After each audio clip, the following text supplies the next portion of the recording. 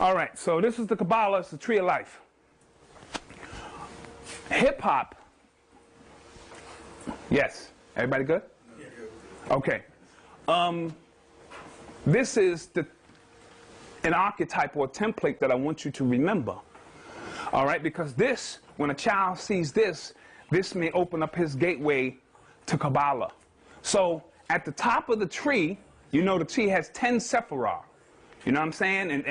And 22 pathways. But at the very top, because I'm just going to deal with music in America, so to speak. So we had the Negro spirituals, what we called the Negro spirituals, which were these songs that our slave ancestors sung, but the songs were very deep in spirituality because it kept the family together, but it also was coded with information on how we can escape and things of that nature. Now, not all of our ancestors were slaves. Let's not get into that because we've been everywhere since the beginning of time. All right, but the ones who were had to use music, all right, as a form of communication, teaching, and music heals. We know I'm a big Al Green fan. That was my father's favorite artist. I know that's how he bagged my mom's. I know he threw that Al Green on. I know this. You know what I'm saying? And got it popping. But when I go through my hard times, I throw that Al Green in, and it does something for my spirit. All right? So we know that them songs were coded, swing low, sweet cherry, all them kind of songs was coded with information on how we're going to navigate and get out of the conditions that we in. And we were beating those drums. They took that drum away. You know why? Because that drum is a language all in itself. You know, we could start wars with the drum. We beat the drum to celebrate life. The drum, like I said, was a language in itself because I can beat a drum a certain way and it can talk directly to your essence and give you instruction and things of that nature. So this is why hip-hop is very important. We're going to get to that. All right, then we have gospel, which is when the so-called slave masters decided they wanted to give us some form of religion, which, you know, we didn't need religion, but when you under certain kind of rules and things of that nature, they gave us religion. And they gave us their interpretation of what religion was and things of that nature. We were spiritual beings, all right? So religion is not necessarily spiritual. It can be, but it's not necessarily. Some people are just in it to make some money. Some people just in it to follow some kind of instruction or give their core self to some existence or entity that may or may not exist. Okay, but we began to sing them gospel songs. All right, and them gospel songs, if you ever been to a gospel church, I don't care how in line you think you are, when that choir starts singing and them organs, that's why they call it an organ, it begins to resonate with all your organs. When that organ get going and them people catch the Holy Ghost or spirit, you know what I'm saying? Because it's activating that energy, it's on. And I've been in church recently, and I got the rocking. You know what I'm saying? It wasn't about what the preacher himself was saying. It was the music. It was the energy in the church, and that's why the church is designed that way, you know, to give you the acoustics, a certain type of energy with the acoustics. So we began to sing them gospel songs.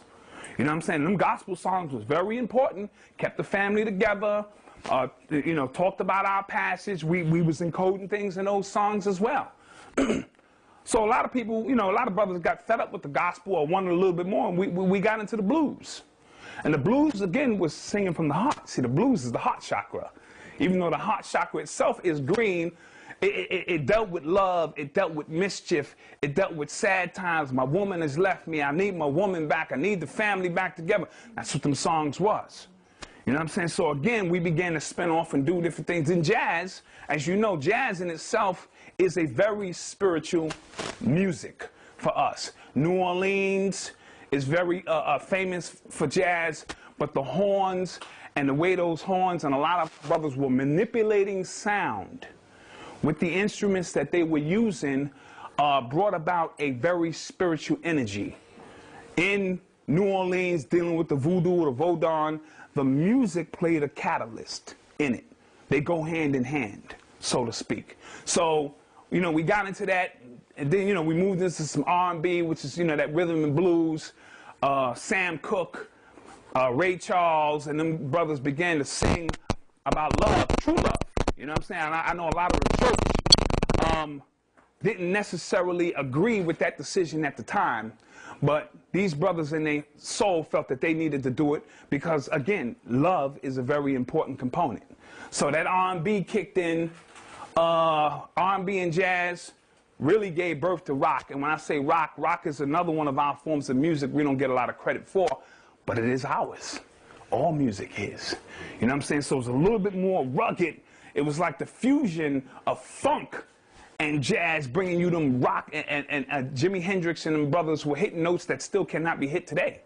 The way he was manipulating his guitar, you have to be a melanated being to interpret sound and make something out of nothing. Because remember, art, we are the gateway for art. We bring the unseen into the seen, or the unheard into the heard, with art being the vessel to do so. So art is very important to us. It's not just about beats, rhymes, and having a good time. We use it, you know, to raise us up. Again, we got into the funk era. We got into the reggae era. Bob Marley himself single-handedly raised the vibration of the nation with his songs of love and redemption. Okay, so everything that we need, we already armed with. We don't need an army of this and that. We need to just recognize the tools that we have here at our disposal and use it for those specific purposes. So if you're going to make a certain drum as a producer, and your intent is just to make money and have women shake their booties, then that's your intent. And as Mother Goddess said, if you want it enough, you'll have it. But if your intent is to use those drums to maybe realign someone's DNA, and that's the intent that you're putting into the drums as you're making it, then you are programming the drum for a specific purpose and reason, and that's the intent. If you love it enough and you truly feel so, we'll get it. All right?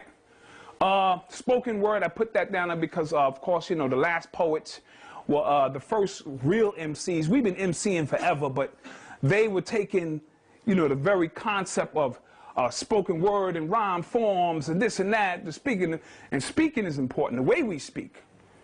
This Obama thing, you know, Obama was dealing with neuro-linguistic programming. And that's the way we speak in certain rhythm forms, especially up in the church or the brother on the corner trying to get up with mommy. We do things in a certain rhythm, you know what I mean? It automatically opens you up. So neuro-linguistic programming. So spoken word came, and it did its job. And I put hip-hop in the kingdom because it is the culmination of all other music forms that came before it. No other music form can say that.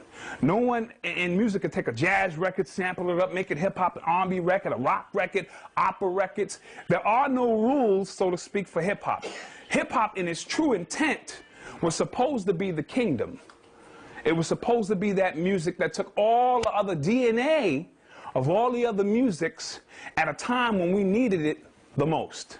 And that time, of course, 1973, up in the Bronx, where the people are fresh. You know what I'm saying? And it was supposed to be our to me, it was a gift from our ancestors to sort of realign and reconnect us to who we were. So we're waiting for these gifts and these messiahs, and the messiah is not necessarily a person, it's a spirit, it's an energy. You know what I'm saying? So that messiah came in the form of this music, because remember, dance, beating on the drums, the oracle, and give me another one. Oh, the glyphs, the hieroglyphs. We've been doing that since the beginning of time. It just take on different forms and different manifestations of that. So those are the four basic components of hip-hop. The DJ, because once they took all the, you know, the instruments out of the class and the drums out of the classrooms itself, we had to find another way to emulate that drum. So brothers was in the lunchroom, beating on the table, beatboxing, but it gave us the drum again. You know what I mean?